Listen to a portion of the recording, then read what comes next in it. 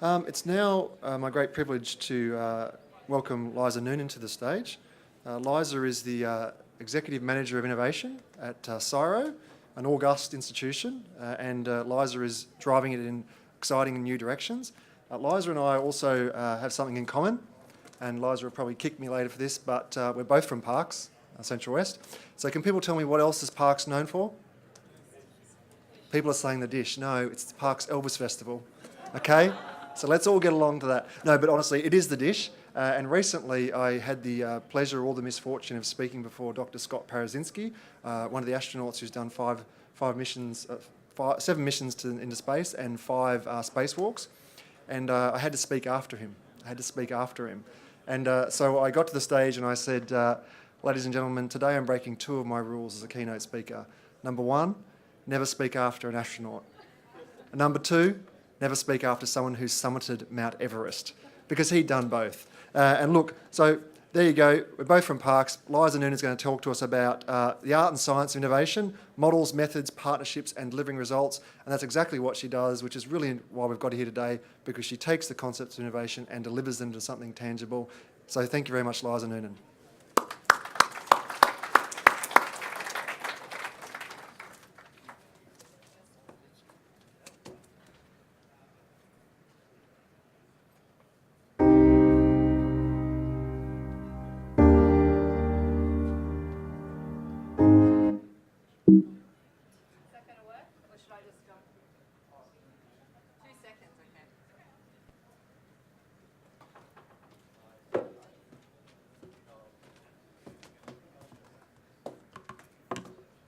I feel it's a bit anticlimactic now, but anyway.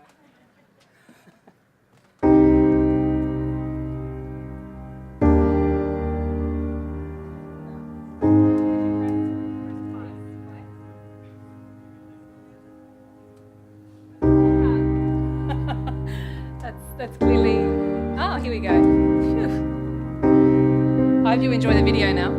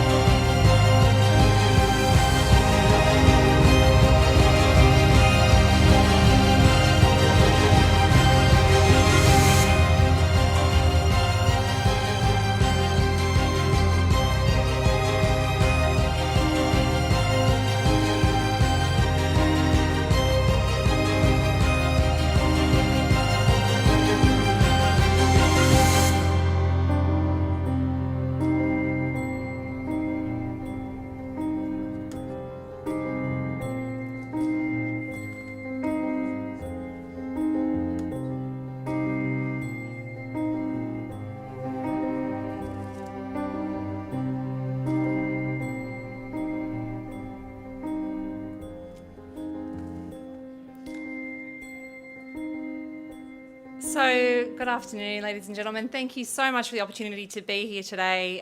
It has been an incredible agenda so far, and I feel a little bit like Brooke coming after an astronaut and a summiteer to Mount Everest after Chris, but I will persevere. My team and I at CSIRO, and I'm joined by one of my colleagues, Elisa Becker, here today, we believe we've got one of the best jobs in Australia in that every single day we get to work alongside researchers who are trying to make a breakthrough difference against some of the challenges that were shared in that opening video. So today I'm going to spend a little bit of time talking about the subject of innovation, something I've worked in for most of my career, in private industry, in the startup ecosystem, and now in government and research. And then through a case study of what we're doing at CSIRO and the ON Accelerator, which you'll see pop up from time to time, talk about some of the practices and the principles that we're implementing and what we're learning as we do that.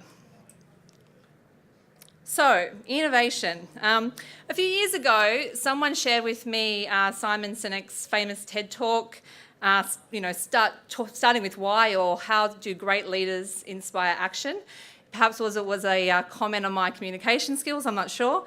But at the core of the talk was the notion of why, and starting with why, and this golden circle.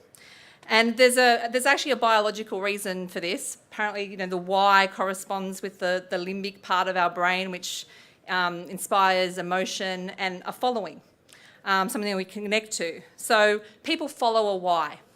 And for our why at CSIRO, it's to solve the challenges in that opening video with excellent science and technology.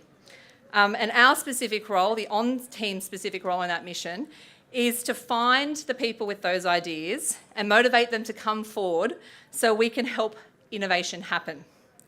So what is innovation? It was great to see a definition put up from Kim this morning. In my opinion, a true innovation has the unique combination of the following. It's a great idea implemented, because as I think the previous session talked, or the great panel, ideas are somewhat cheap. It's a great idea implemented that is creating value for something or someone at the appropriate moment in time, and timing does count for a lot. Talk to the folk at Kodak.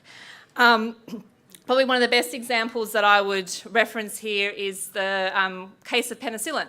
So everyone knows that Alexander Fleming invented penicillin, but it was actually two guys by the name of Howard Florey and Ernst Chain who mass-produced, took up the research and mass-produced penicillin with funds from the US and British governments after the Pearl Harbor bombing. And by D-Day in 1944, they had enough penicillin to treat all the wounded in the Allied forces. Now, for me, that is such a fantastic example of great idea, but implementing the great idea that creates very important value at an incredibly important moment in time. So how to make innovation happen? This comes from those familiar with design thinking, sort of a design thinking structure, and it is all about starting with the people you're ultimately trying to create value for. Anyone who joined me in the workshop earlier, we talked about, who are you serving in terms of your customer and what are the jobs that need to be done among that customer base. Starting by empathising with the jobs that they need to do and the pains that they currently have in those jobs and where there's prospective gains to be made is a really good place to start. And then when you've actually defined the problem space you're working in, you begin to develop ideas for all the ways you can go about solving those pain points or working towards delivering the actual gains. And then when you go through the process of ideation, prototyping, you might hear things like minimum viable product, getting it out there to test whether or not there's actually a fit between the market need and what you're actually delivering in your product. And that sort of process of learning, building, testing is often described as the process of lean innovation. And the faster you can do that, and the more times you do that, the greater chance there is of finding product market fit faster, getting to that point in the curve that Chris talked about. And it also de-risks the value proposition. So if you're going to scale and have to take on board significant investment to scale, and when I'll talk a little bit about some of the examples of science we're trying to commercialise at CSIRO, they need significant capital to go from a proof of concept in a lab to an industrial scale pilot, you want to feel pretty good that you de-risk that product market fit before you take on board that investment. So I'm going to, if you can indulge me for a moment, I'm going to talk a little bit about CSIRO, because I actually had a couple of people ask me, who is CSIRO? Last year actually marked 100 years since the Australian government established what was then called the Advisory Council of Science and Industry, and it was the nation's first laboratory. And the first research investment was £250 back in the 2015-16 financial year between the Queensland and New South Wales government. So how's that for some state collaboration? And it was around ways to explore the control of the prickly pear pest that at that time was invading many millions of acres of agricultural land across the eastern seaboard of Australia. Today, CSIRO, or as I'll refer to it, CSIRO, is a $1 billion organisation. And we take on about 40% of our revenue comes from external research contracts. We're in the top 1% of global research institutes in 19 of 22 research fields. CSIRO invented something you're all probably using right now, which is Wi-Fi. It also invented the smell of an Australian summer, Aerogard. Interestingly, this had been around since the 1930s, and it was originally invented as a way to keep flies off sheep. But it was commercialised in the 1960s by Aerogard to keep flies off the Queen when she came to visit Australia. And there's another great example of idea implemented at the right time with value. And it also, another one I like to share is that CSIRO invented the polymer banknote, the plastic notes, which are now in use in 25 countries around the world, 3 billion notes in circulation. So CSIRO is an engine of new ideas, but there is a but. And it's a pretty major but.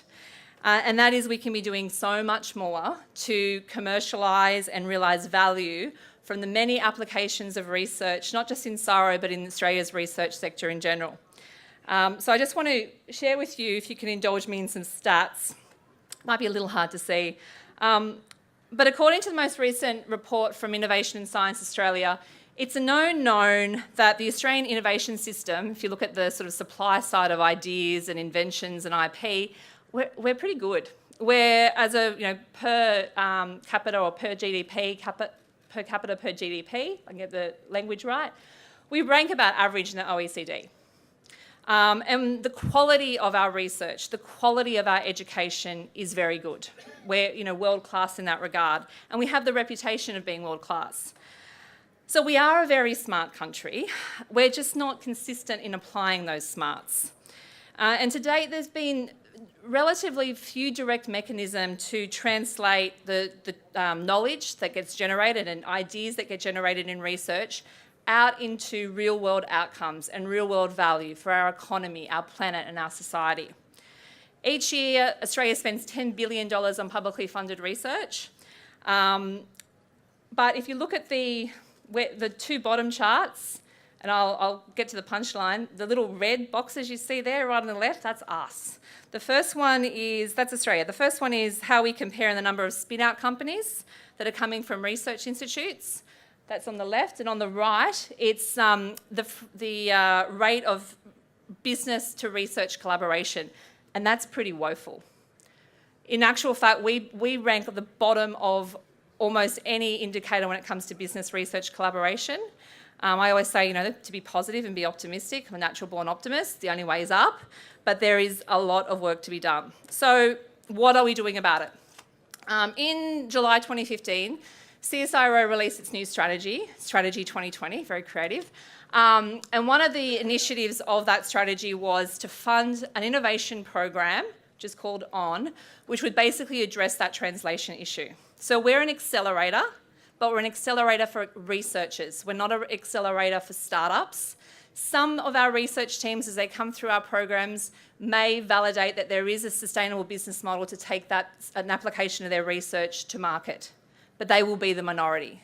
What we're ultimately trying to do is work with researchers to develop very practical tools to engage with business, to engage with government, to engage with stakeholders, to find out their path to making an impact in the world, and then actually give them very practical experiences, tools and support to go and have that impact. So we offer 2 experiences. One is a pre-accelerator. It's 8 weeks, and we are all about trying to find problem proposition fit. So we talk about a lot about the customers they're trying to serve, and then we make them talk to people. We make them do, we target 100 interviews over an 8-week period, and we give them mentoring and coaching and support to go about doing that. But we go through the process of go out there and identify if there is a problem out there worth solving with your research and build that evidence. For teams that are able, we take about 100 research teams through that every year. We're in the middle of delivering our 2nd pre-accelerator right now, and it's not just for teams from CSIRO, because the National Innovation and Science Agenda provided us with extra funding to expand the accelerator to all publicly funded research in Australia. And so we take 100 teams through that every year. It's offered right across Australia. We're delivering that in 10 hubs right now, including one here in Brisbane and one in Toowoomba. And for those who find problem proposition fit, we then encourage them to go into the accelerator, which is a much more intense experience, and really for those teams that are on a spin-out trajectory. I am going to try my luck with another video, because I think I want to talk, rather than hear from me about what impact we're delivering, I'd really like you to hear from the researchers themselves that have gone through the program. So if we just might cue that video. Yeah.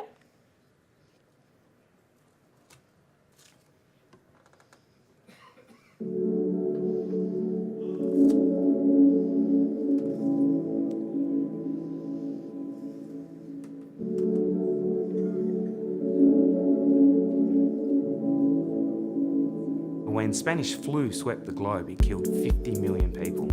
And every year, seasonal flu kills 500,000 people.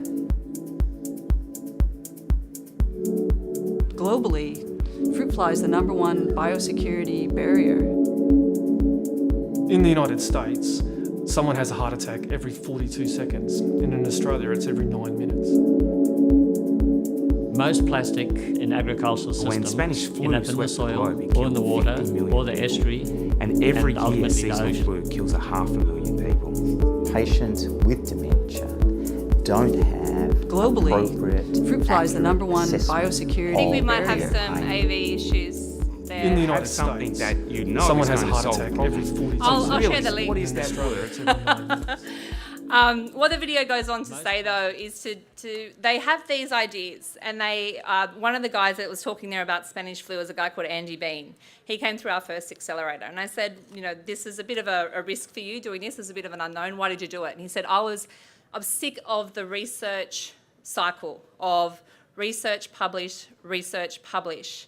He said, I know, and in his case, he's got an innovation which basically increases the vaccine production efficiency of an egg. So right now it takes 2 chicken eggs to grow a single dose of vaccine. He can grow 5 vaccines from 1 egg. And he says, I know we can do this in the lab, and I know that 500,000 people every year still die of seasonal influenza, and we're really open to the effects of a pandemic and being able to respond to that. So I want to get this idea that works in the lab out into the real world, but I don't know how to do that.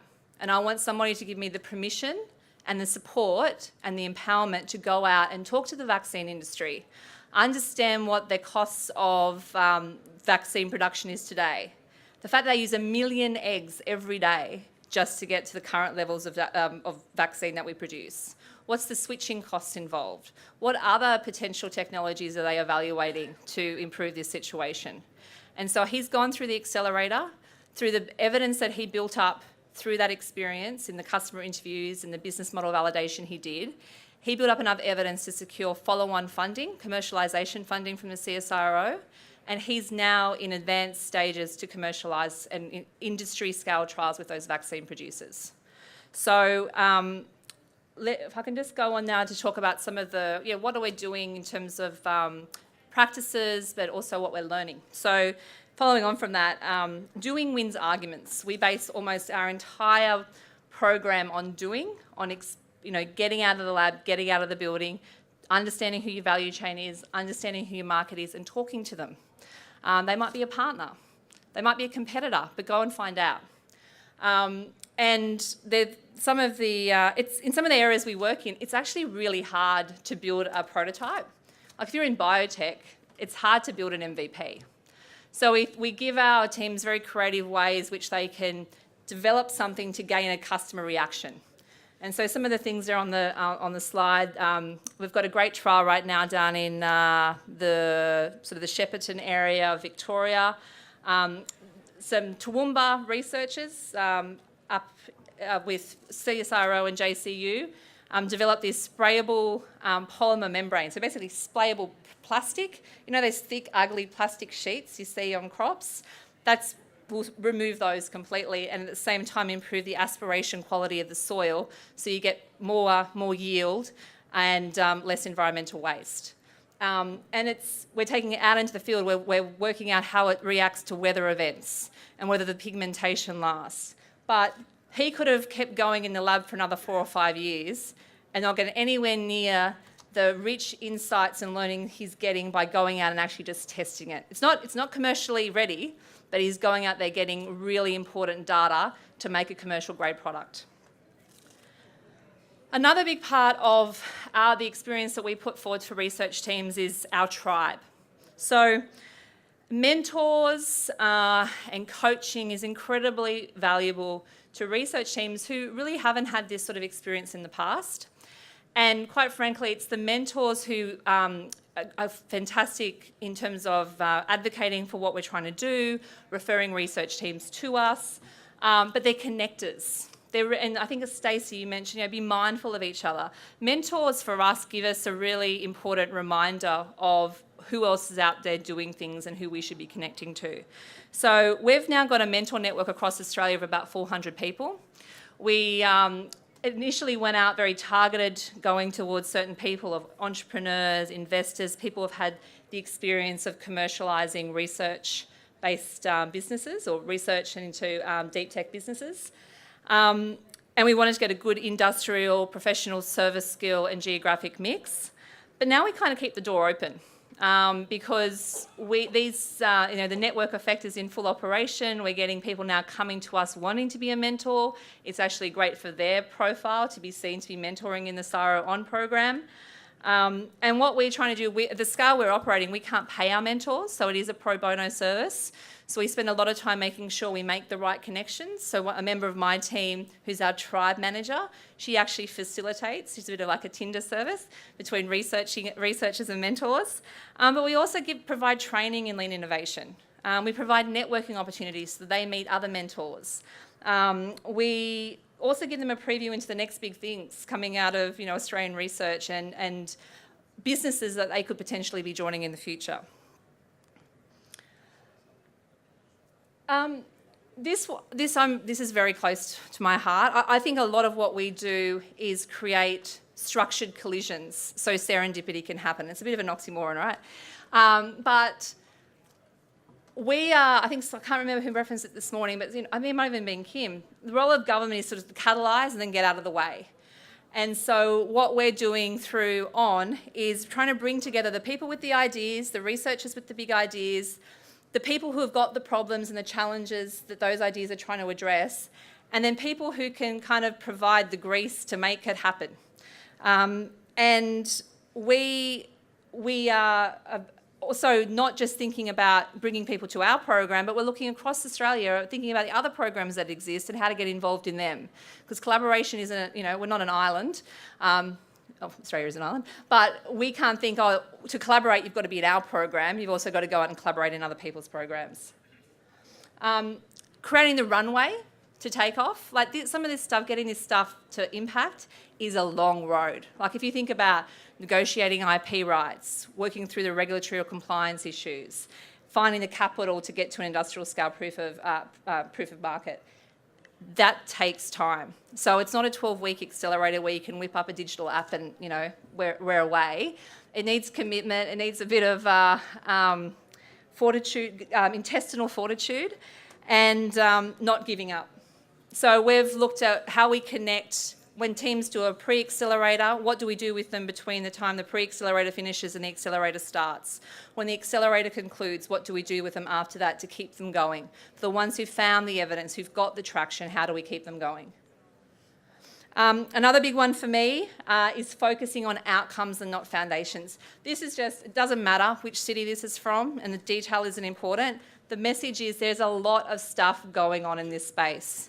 There are a lot of available resources. There are a lot of existing programs. There are a lot of existing hubs and spaces and accelerators and incubators. Work out who should be in your tribe, or what tribe should you belong to, and go out there and find them.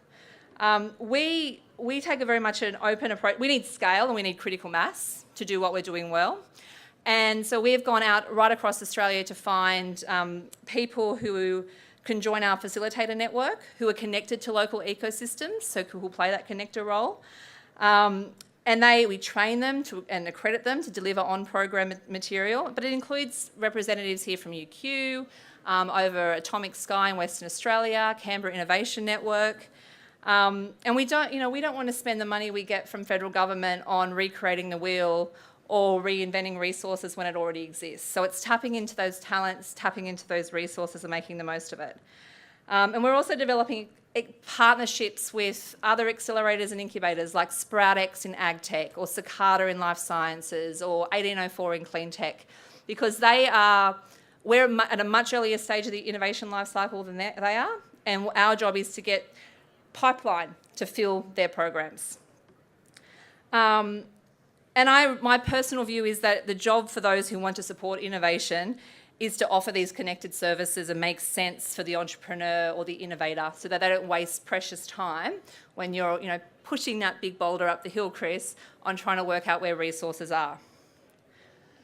One of my final slides is to find the value in failing. So we often talk about celebrate failure or recognise the success in failing. I prefer to think of it as, what is the value in failing? And it's learning, it's redirecting, it's pivoting in a better direction.